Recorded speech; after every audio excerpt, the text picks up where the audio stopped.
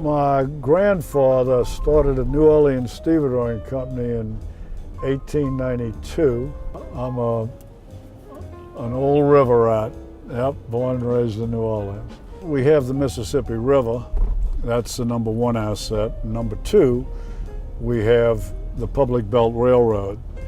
And the Public Belt Railroad connects to the 6 Class 1 railroads, which are the entirety of the rail system in the United States.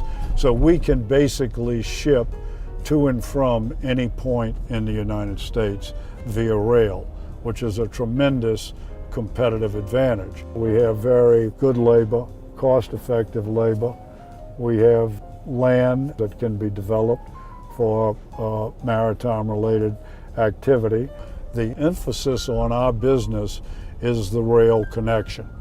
And what you're seeing out here is a rebirth of business because of that rail capacity.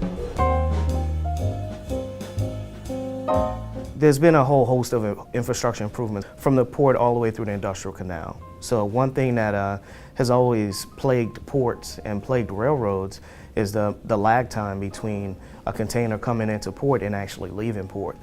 With us now, with the new improvements at the intermodal transfer station, we could actually move cars in a much more expedient fashion.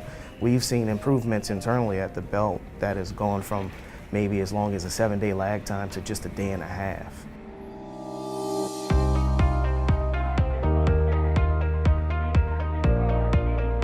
New Orleans Airport is growing leaps and bounds. So we have a wonderful new terminal that is, if you see outside my window, that is under construction. It is a world-class facility. It is going to create a first best impression on incoming traffic from around the world of this great city of New Orleans. We have 15 airlines, we have 54 nonstops, we go into all the hubs in the United States. There are not a lot of records left to break here, but we're going to come up with some. I think this community is not going to sit still, and I think that our results show that we want more, and we're coming for it, but we're not afraid to work for it. My name's Kate Zieverink. I am Vice President of Strategic Initiatives for Glow Airline. We are a brand new business airline. We've now been off the ground for about 8.5 months, restoring nonstop service to the Gulf and Mid-South. We are the only New Orleans-based airline, so that's extremely exciting to have a home-based airline. It has been absolutely the most challenging thing I've ever been a part of, but also the most exciting. You get the best of both worlds.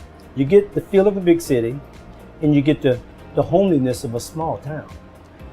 Instantly, you can be networked throughout our community very quickly. And the community is very accepting.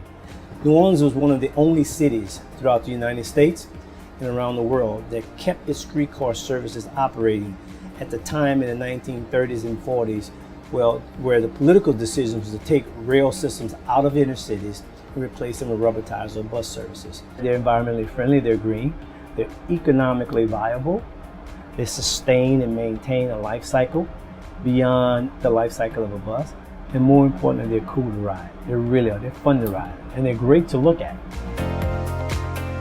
Today on record, we have $1.2 billion of planned streetcar expansion. So as new developments come online, we are poised to serve those new developments with one or two of our modes of operations, whether it's a streetcar line or a bus line.